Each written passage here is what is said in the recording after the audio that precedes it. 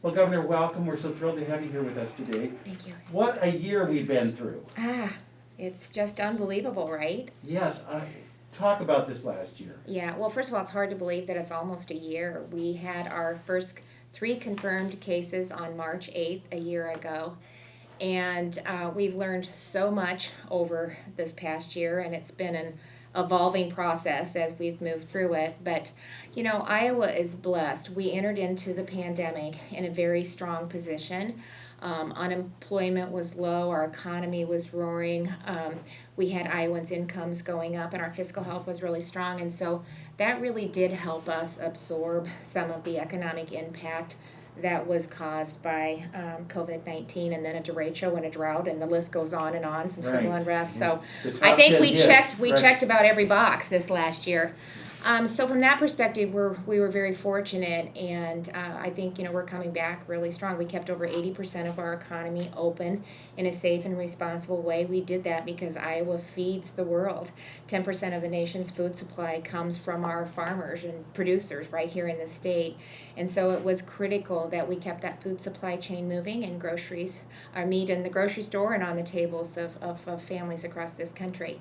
And because of that's just another reason I think that we're going to be coming out of this recovery in a strong position. What lessons did you learn, and are there things you might have done differently now in retrospect? I get asked that all the time. Hindsight's a beautiful thing, isn't it? But I think honestly one of the things that I would have done differently is I don't think I would have closed the schools down. But at that point we just didn't know, and all of the projections were just horrific, to be quite honest. The modeling that they were doing, I think we found out as we moved through it that was not accurate at the time, that they were actually way off from where we were at, but close to when we hit this, our brief surge in late November, December, we hit some significant numbers. But, I just think at that time we didn't know how many ICU beds we had in the state. We didn't have any vents. We had hospitals and clinics that actually were competitors really come together and really collaborate and coordinate almost as one healthcare system to help Iowans. And that's one of the really, really positive takeaways from COVID-19. So that's one of the things we would have done differently. I think at the time we thought, community spread. At that time, the definition was 4 positive cases in a community. And the night before, I was saying I don't think I'll have to close the schools down, and the next day I made the decision because we hit what was considered at that point community spread. What about the sign-up system? We've had many Iowans who said, I can't get in, I can't. For vaccines? For vaccines. Okay. Would you have done something differently with that? Well, no, because we just were so limited by the supply. So when we started, we were only getting 19,500 vaccines, and that was it a week. And that just, the first tier was to take care of, that was what the state had access over, or authority over. There was significant, that wasn't included, I don't think, in the 19,500, and then long-term care facilities received their own allotment with the federal partnership. But we had no say in that, or really didn't have access to a lot of the data, which has been problematic from the beginning, and it really misrepresented, I think, where we were at as far as getting Iowans vaccinated and the number of vaccines that were coming into the states. But I was one of almost every governor across the country that was saying the same thing, and that certainly came up on the phone calls that we have weekly with the administration, and now they are changing the way that they post that and how they count it, and we have access to the data. So, we've learned, but I think we're in a good place right now, and we're going to see vaccines significantly increase. So for individuals that have that are older and don't have access to technology or aren't comfortable with it, we have a wonderful partnership that we put in place with our area agencies on aging, our 211 and Hy-Vee. And so they will be a resource for Iowans to call into, and then they'll go through a series of questions, and then they will help them get an appointment scheduled. What happened with Microsoft? Was that Well, there was just so many complexities. We have so many different partners that we're working with, and as we really did our research and saw kind of what was happening in some of the other states, and really the time that it would take and the complexities to bring, well, first of all, we have 99 county public health departments, and all of those are a little bit different, and then you bring in our private partners like our clinics and our hospitals and Hy-Vee and Medicap, to try to combine all of those different systems into one was just going to be problematic, expensive, and just not really done in the timeline that we wanted it to be done. And so what we're doing is really, I think we've found a really good balance for a rural state. We're a smaller state, so it's not like a Texas or a New York, and I think we're able to manage it by really relying on their systems that they have. So Hy-Vee is continuing to enhance their system. It will have a scheduling component as well as some of our other partners as well. And so by really just providing the help for Iowans that don't have the technology or access to technology or just are struggling, I can't help me. I can't do it. There's somebody on the other end that will walk through, and we will have it in multiple languages. We have the information on the new vaccinateiowa.gov, so that gives them insight as to where they need to go. We've tried to really simplify that, and it's all and really it will be ramped up by next week, and so March will be a big month for, I think, the number of vaccines that we're increasing. Johnson & Johnson is rolling out this week, so that's really good How news has the too. Biden administration been in terms of dealing with all of this? From that perspective, I appreciate the monthly phone calls. We did that before with the Trump administration, and it really, with governors, but it really was a good opportunity to ask questions, and they give us the update before it goes public about what they are anticipating for the next week. Some of the things they've done that I've been very appreciative about, they have increased the numbers. While it's not a lot, there's still a steady progress. But, our partners needed some predictability and stability, and because they were afraid to schedule appointments because they were afraid they wouldn't get the vaccine because there was so much volatility in it to begin with. And so early on, they said, look, we're going to let you know at least for 3 weeks that you can count on this minimum that you're getting this week, you're going to get next week. It may be more, but you're going to at least get the minimum. And on the last call, they really now are shooting for 3 months, I think.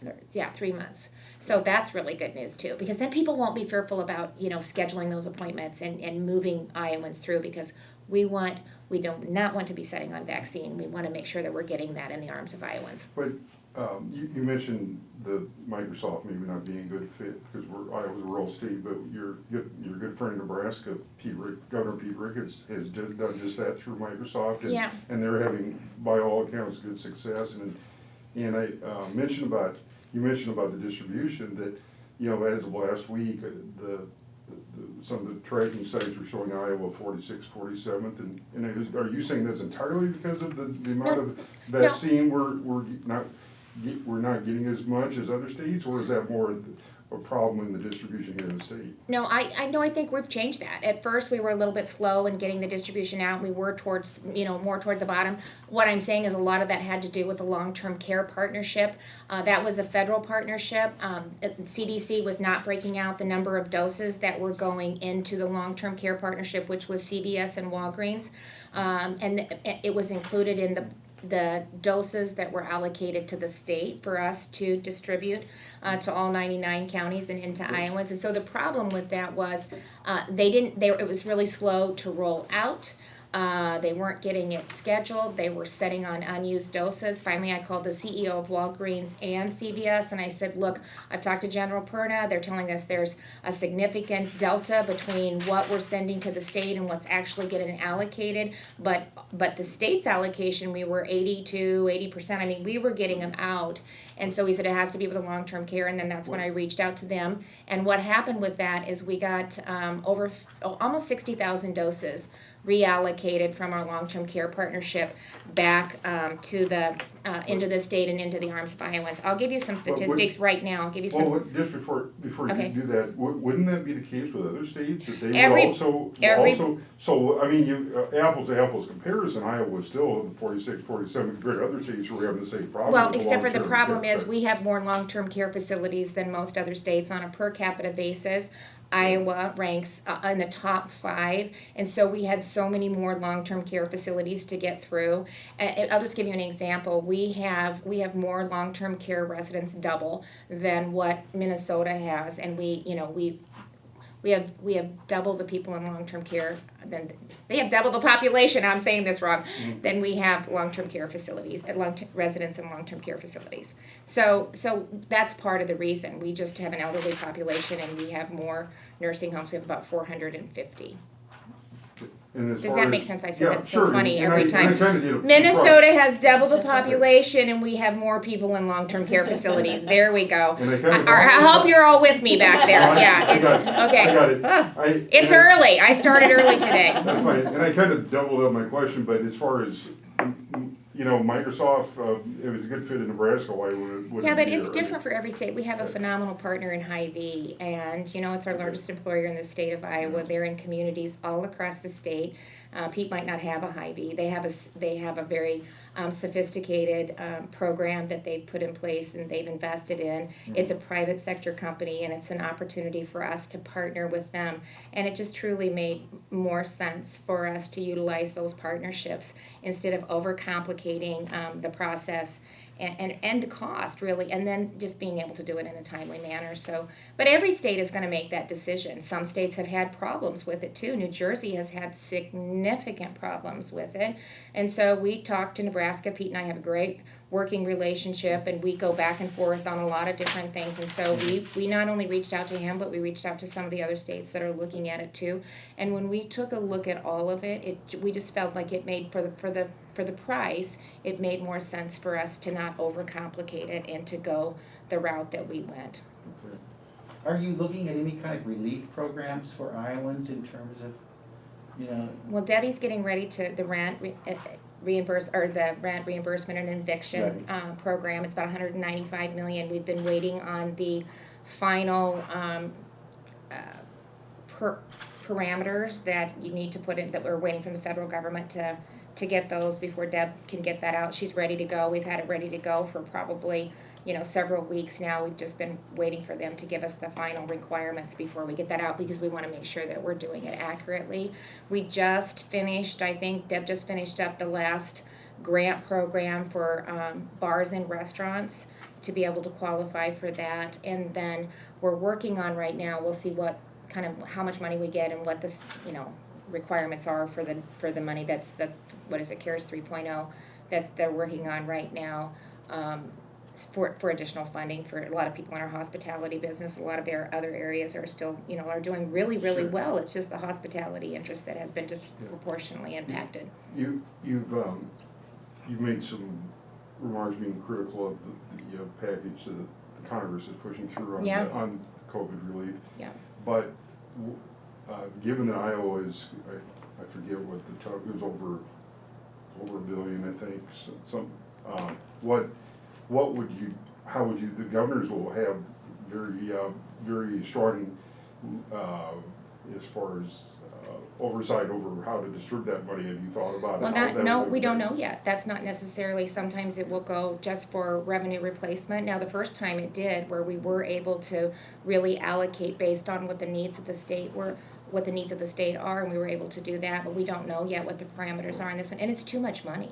I mean, we're still sitting on $301 million just in the Department of Education that was allocated through the CARES funding, that only about 25 to 35 million have had receipts submitted for and are being drawn down.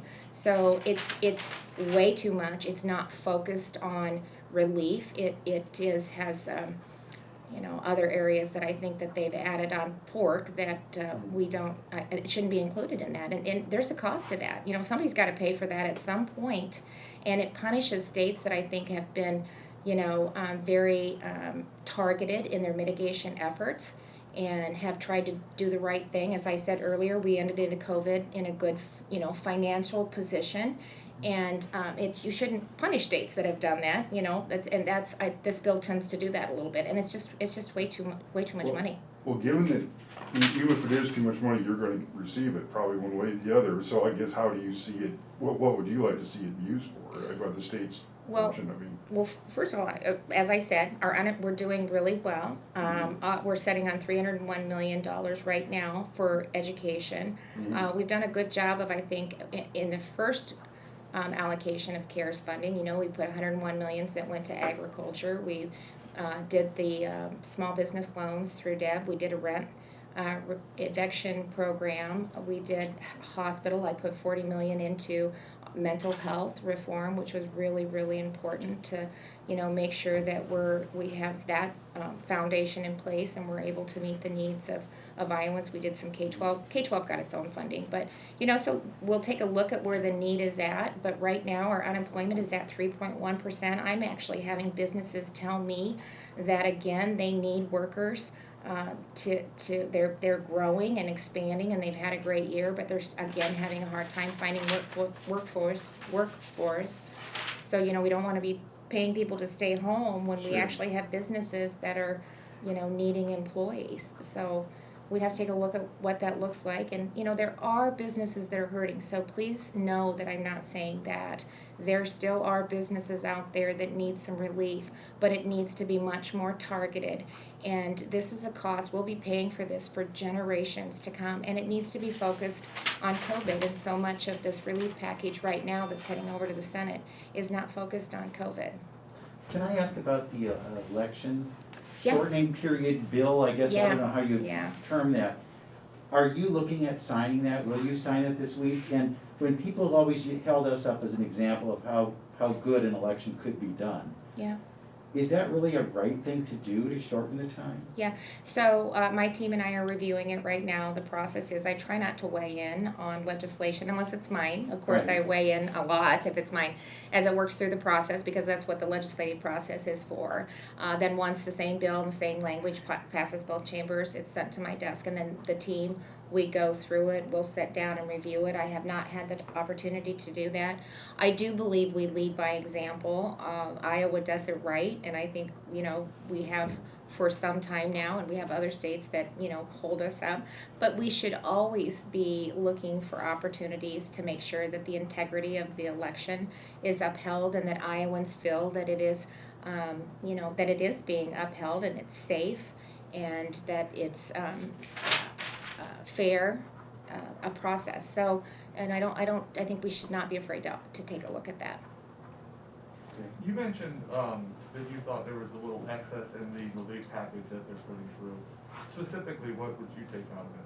Well, that's not my call. I'm not in Congress. I'm the governor of the state of Iowa, so we'll let the Senate take a look at that. But I don't think we should be funding projects in states that aren't related to COVID-19.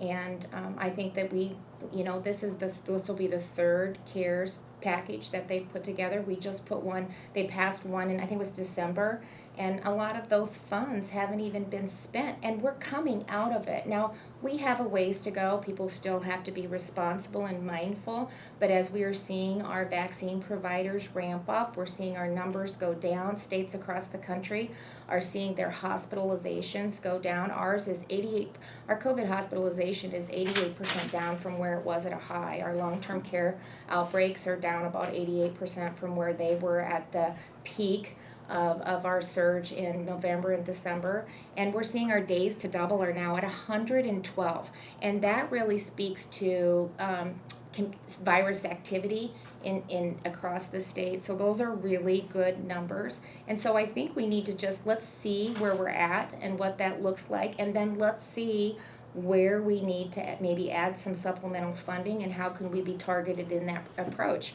In the state, we don't print money. We have to balance our budget. We have to live within our means, and we have to make fiscally responsible decisions. And that's something I think that we need to see played out in Washington, D.C. as well. So it needs to be smaller. It needs to be more targeted. And we should probably make sure that the funds that have already been allocated have been spent. What's one thing that you would target those funds towards in the state of Iowa? Well, so we still have small businesses that are hurting. People that have lost their jobs or have lost their business, that have put their entire life savings into it. There should be some, because they didn't do it. We did it to them. Government shut them down. We didn't, for the most part, we've been open. We've had our kids back in school since August, but not every state can say that, but we have been. So, but there still are businesses that are hurting, so we should take a look at that. Mental health, we should take a look at that. I put a significant amount into broadband, which after the year that we just had with 2020, I think we all know how important it is that we have the connectivity and the speed that we need for telehealth, telework, teleschool. I mean, it's really critically important. And so that would be another area that I think, we can partner with from a state perspective. That's what I did with the other funds, to really build that out and make sure that there's equity across the state. Mental health, so the capacity to utilize telehealth in the manner that we should, I think, is really important. And that's something that I think, we're going to see, that's going to be years that we're going to be dealing with the repercussions of COVID-19 and just the isolation and what kids that have been out of school, the few that have for almost 11 months, just the repercussions of that. When do you think we will be back? Well, we're honestly, I don't think I can't sit here today and say, here's a date. If I do, about Sure. the time I miss it, everybody will say, she told us. I had somebody the other day that said, you said on June 14th of 2020 that at 10 o'clock in the morning that things were looking good, and they were at that point. Today we got an announcement, for example, that there's going to be a concert in town in November. Yeah. Which assumes that there would Yeah. be a crowd for that. Yeah. Is that, does that seem about right? Yeah, I think, For- as we're getting more and more people vaccinated all the time, and we have, the number of people that are, now, I don't know where we're at, now we're probably over 300,000 more Iowans that have been vaccinated than those that had positive. And then when you think about the number of Iowans that have been asymptomatic, that have probably had COVID, we're working, I think, sooner than people would have projected earlier into herd immunity, and I think that's when we're going to really start turning a corner. I said earlier, we'll see, we'll have our weekly call with the administration, but I think March is going to be a big month for the number of vaccines, and really Pfizer has projected that they're going to be able to manufacture more. Johnson & Johnson is bringing 25,600 into the state this week. We're using those because it's a one-time dose. We're really allocating a lot of those to our food processing plants, our manufacturers, because we can do almost all of them in a relatively short time, and it's a one-stop shop. And that's another, they work closely together. And again, we want to make sure that we're doing everything we can to keep that food supply chain moving. We received a news release from Tyson Foods today that it appears that their workers are going to get vaccinated soon. Is that? Yeah. is Yeah, that- that's what is I'm that talking part about. Is that part of this, is their own out, because I thought they were in like this party group 1C. No, But I mean, they're in tier 2. Okay, so that will be taking place starting this week, it Yeah. sounds like? Yeah, so it's very exciting. And we were just thrilled to be able to get 25,600 of Johnson & Johnson. And again, it's partnerships across the Sure. board. We've got Department of Public Health is doing some of it. Hy-Vee is doing strike teams going into some of the facilities. And then some of the facilities just have, their own occupational health care team that will be administering it. So we'll be able to, by this time next week, we will truly, by mid-March, we will have a good chunk of that cohort done. Also, in that next tier group is individuals with disabilities living in home settings and their direct care staff. So that's another really important vulnerable population that we'll be able to probably, that will go a long way in getting them done mid-March too. I think the projections are to have them done in mid-March as well. And then journalists? Is that- Yeah, I think, but if we keep this up, we should be able to move into the general population. I think earlier, I'm not going to give a date today because I don't want to, I want to make sure that we maintain expectations, but definitely sooner than I think we originally thought. Can I ask on just a personal level? Yeah. It has been so strange for all of us. Yeah. To deal with this last year. How has it been for you? And especially when, who knows how this is working, how it changes Yeah. daily? Yeah. What has that been like for you? Has Well- it been a struggle, or is it, Yeah. I'm just curious because I'm not in your shoes. Yeah. I don't make those decisions. Yeah. But I'm sure it must be, you hear from people from all ends of the world saying something about you, about the program, about the country, about whatever. Yeah. So how has that been personally? Well, I've tried to base my decisions on data. I've tried to be very consistent from the beginning of what I told Iowans I would do and what I actually did. I think the consistency has been really important because I think some of the frustration I've heard, especially when it came to education and getting our kids back in the classroom, was the fact that parents felt like it was always a moving target. You know, they were told, here's the objective, here's the metrics we're looking at, and then they would get there and they would move it. So I've tried very hard not to do that. The number one priority from the beginning was to really protect the lives and livelihoods of Iowans, especially our most vulnerable, and really to do everything we could to strategically preserve our healthcare system, because if that goes down with some of the early projections, you know, what would we do? Not only did we need our healthcare systems to be able to take care of COVID, of Iowans with COVID, but they needed to take care of the general population for other reasons as well.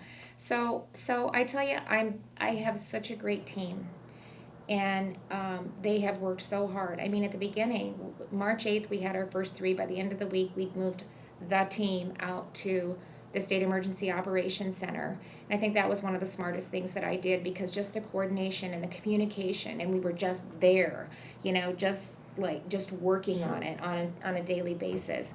But, you know, this team worked 7 days a week. We were doing press conferences every day, and as to your point, every day it was new information that we learned, or something was changing. I mean, at the beginning, we thought you could get it from groceries in the grocery store and from cardboard. I mean, you know, we just did not know for sure how it was spreading, and so you just have to be flexible, but to continue to look at the data, make the best possible decisions that you can make at the time. Try to be very targeted in those decisions, because people like to talk about one component of COVID, but the backside was that we were seeing suicidal thoughts go up, we were seeing domestic abuse go up, we were seeing child pornography go up, we were seeing just a lot of other unintended outcomes from COVID-19, isolation, delayed care. I mean, the list went on and on, so we tried to balance all of that. What did you learn about education in Iowa from all of this? Because I'm sure that it was a real sharp turn there for Yeah. everybody. Yeah. Did that say anything like maybe we need to fund something more, particularly with new media, or do we need to do something else to try and kind of buffer ourselves from anything like this happening again? Yeah, so I think they too have learned a lot, but you know, at the beginning when we did shut down in March, I think it was maybe the 17th, I'm not sure, I think it was, you know, every single state across the country made that decision. There was not one state that didn't go ahead and shut down K-12 at that point, or education at that point. But I think afterwards, you know, what we figured out is that there was a way that we could do it safely and responsibly. You know, we said to all schools, we'll provide PPE for you. All you got to do, we did a one-time allocation, and then we said, but we have stockpiles, so if you need more, you just have to let us know. I called superintendents throughout the state during this to see if they needed more. The ones that I talked to were doing fine. Just as a reminder, if you need it, we have it. Technology, I think, was a real eye-opener. I mean, that was a significant problem, and not even just in rural Iowa, but some of our suburbs, you know, I mean, and just making sure kids had, you know, the devices, that they had the technology. Wi-Fi, you know, with the programs that you were working on, that was a real issue. And just, you know, when I talked to families who weren't in school, that were doing the online, they were very concerned about the rigor of the curriculum, 60 minutes to 90 minutes a day. You know, that's not a school day. We're missing out on a lot if that's it. I had students telling me it's just busy work. You know, we're not getting anything out of it. I had students telling me I'm safer. I had students telling me we're safer in school than we are at home, because we're getting together with our friends. But probably technology, and just the fact that the data proved we can do it safely and responsibly. Most of the cases were happening outside of the classroom, not inside of the classroom. One of the things that, as I listened to superintendents, that was a game changer when I said, you know, through data and through checking with other states, and from the recommendation from Dr. Padati, the epidemiologist, that if the kids in the classroom, if everybody are wearing a mask and you have a child test positive, they don't have to do the 14-day quarantine, because what was happening is it was just a constant churn for these kids, and they were out more than they were in. Right. And just superintendents and the administrations were telling me it was just a nightmare to try to manage all that. And so they were that was a recommendation from them, and we were able to look at a couple other states that had done it. And actually, Waukee was able to provide some very good data about what they were experiencing. None of the kids that had been quarantined ever tested positive. They were wearing Wow. masks, but they didn't test positive. Sure, great. So those are some things. Hot spots, we know where we had buses that would go out to different areas that had like the hot spot in it. So they were very creative and innovative in trying to make sure that the kids did have the connectivity that they That needed. must But help your broadband. I know, well, we are not anywhere where we need to be, so that's one of my number one priorities this year. It's just so important.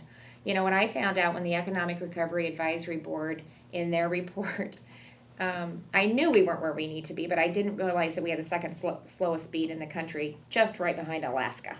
You know, I'm like, that is not where we should be. No, we don't want to be there. We don't want to be there. And every governor, Christie is putting money into broadband. Pete is putting money into broadband. Illinois is putting money into broadband. So we need to catch up, and we need to be bold, and it'll be worth it. Has former Governor Branstad talked to you about this? Because that was always one of his big issues, is he wanted to see more of that happening. Yeah, he's a proponent of it.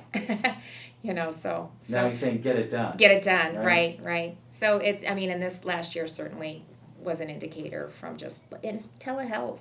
Right. Think how we were able to take advantage of that, and especially in our schools, because we don't have the psychiatrists and the psychologists that we need, and we can utilize telehealth in these schools, since now that we've determined they're a site of service. It helps with the funding, and we really can provide a lot of resources to our kiddos who may need it right now.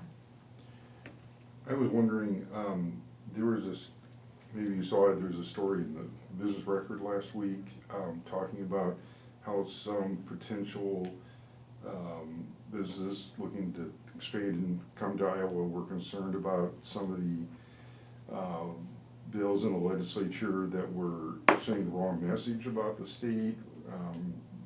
Cited examples were the ending tenure at the universities and transgender restrooms and a couple others. I think even some of the university research, it had supposedly lost out on, had been considered with some other states and lost out on an opportunity perhaps. Is that on your radar at all, or do you think maybe there is some of that, especially, a lot of these are social issues. Yeah, there's a lot of bills that get filed in the legislative session, but I think, just like this morning, for the number one ranking for the Site Selector magazine, we're doing quite well. We have, I think, 4 or 5 communities that were recognized from the Site Selection magazine, and that's a testament to the continued growth and expansion that we're seeing in communities all across the state. I'm telling you, we are one of the few states that are going to come out of COVID in a strong position, and we're not raising taxes. Minnesota, Walz put forward a bill to raise taxes. Illinois is looking at, probably taking a similar path. We're talking about cutting taxes, and instead we're investing in infrastructure, broadband, education, housing, daycare. We have a quality of life second to none. We have wide open spaces, especially after a year of COVID and people being quarantined and shut in, and seeing some of the numbers that we're seeing on the East and the West Coast. I think we have a great story to tell. We have such a low cost of doing business. We have an unbelievable workforce. We have one of the highest workforce participation rates in the country. And that's all goes into the equation too. When you're a business and you're making decisions based on return on investment in dollars, that weighs significantly on their decisions as well. Mentioning looking at position to cut taxes. Getting back to my earlier question about the federal COVID relief. Yeah. Getting that funding, does that put you in a stronger position, or even maybe like No. to cut taxes? I mean, given that the state's resources right now, That money has to be paid back at some point. That is a cost. No, I'm talking about for the state taxpayers.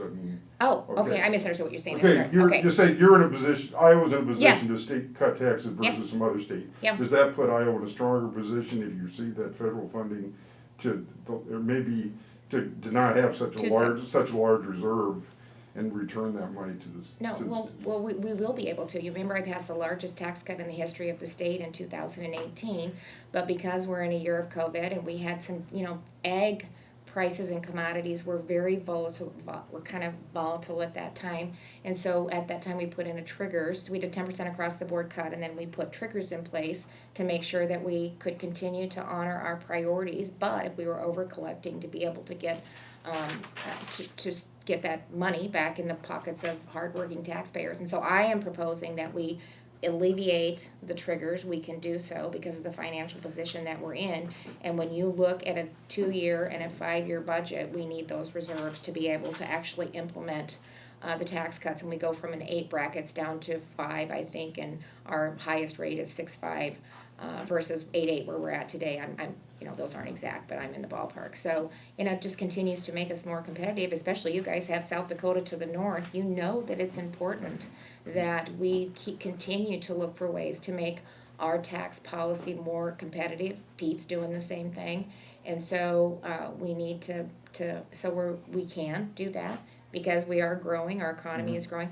We actually saw our GDP the third quarter of 2020 grew about 36%, outpacing a lot of the rest of the country. And so again, it's early, but indicators we're heading in the right direction. But you don't see room for an additional major tax cut beyond supporting the 2018? Well, we're always looking at ways that Well, we can cut taxes and put more money in. We are looking at it. So, but so we are working with the legislature. But at the very least, I think that we need to this legislative session remove those triggers, because then it is a guarantee that to Iowans that in 2023 we are doing away with refundability. What am I trying to say? And then those will go into place. When you look at this time where you really have control, you could bring out something and you'd get it passed and it'd be, I think you could. You really have Federal deductibility, excuse me, what was I looking at? You have it in your favor. But are there times when you say to your party, no, we're not doing that because I represent all of Iowa, I'm not representing...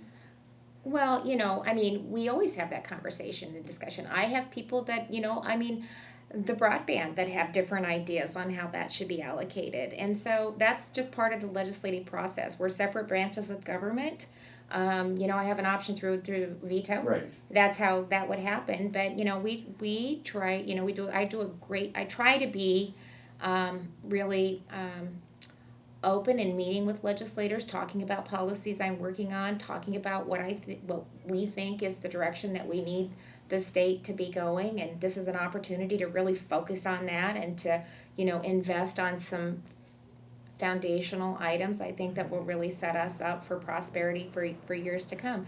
But I meet with legislators all the time. I hold a breakfast in the morning. We try to set aside at least a couple hours during the week where they can come in and talk to me about issues. So we do some give and take like that. When we see the volatility that's in the Republican Party today, where there are different factions, though, how do you weigh all that? How do you try to bring? Yeah. I think it's just politics. You say the same thing on there's both. That's also on the Democratic Party. Right.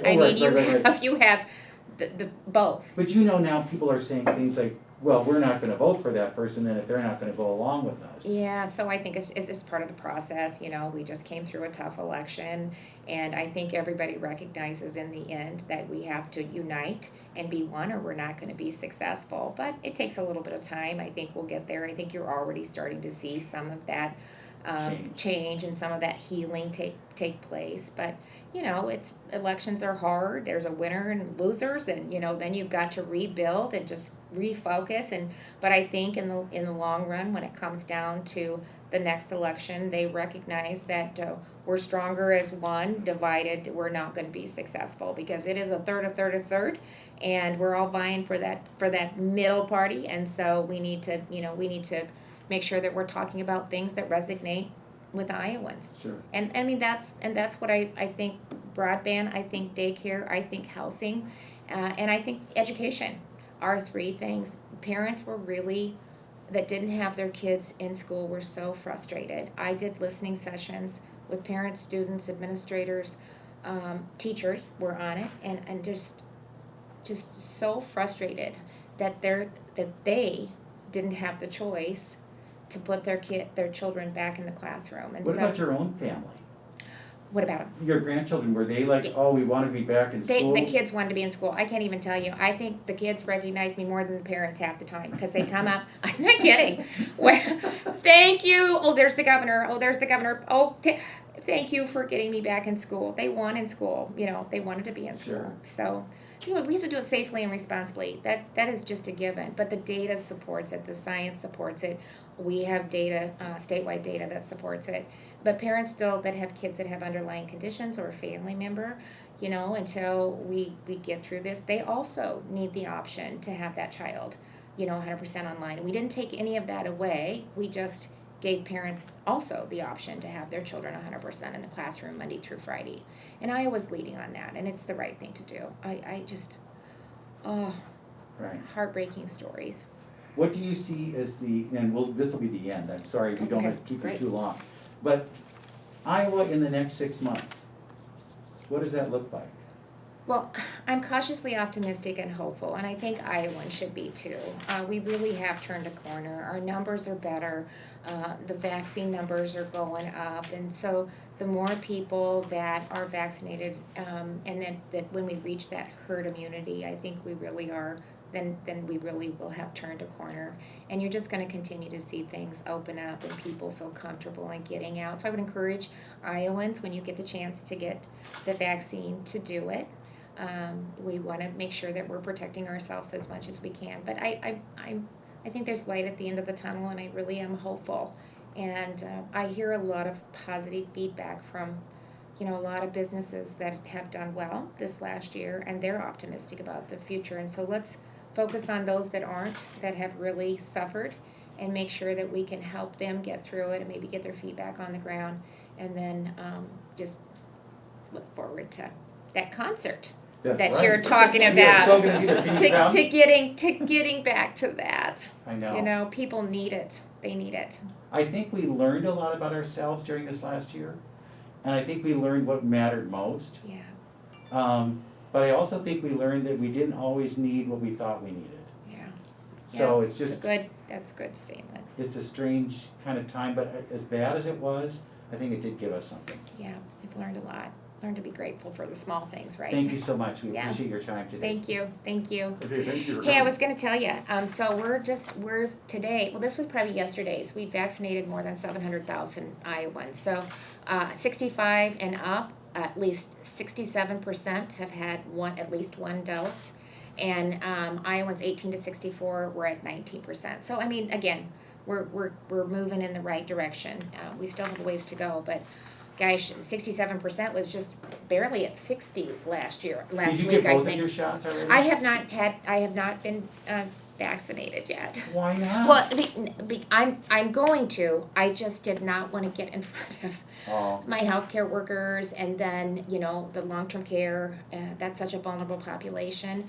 And then, you know, we were asking educators to go back, and so I just wanted to wait until we get through some of those populations. So You will I definitely will. you will find, because I've heard this from people, is that there's such a sense of relief Yep. just having that. Yep. And you're very happy and you're very excited about the potential of things you can do. Yeah, I know. People are just, it's good. It's good. So my folks were one of them. They actually had their names on a couple different lists in the small town pharmacy in St. Charles, Iowa, and then their physician called and said they had a couple cancellations on a Sunday. Can you be in at 1? We're and there. my dad sent a text, we got our vaccine. He was so excited. Mom and I are going in at 1 o'clock, you know, and I'm like, yay. Yes, there's nothing worse than not getting in. I said you could get concert tickets easier than getting on that vaccine list. I know. So that's going to work as we get more doses. That's going to really help alleviate some of that angst. Good, Yeah. good. Thank you. Thank you. Thank you.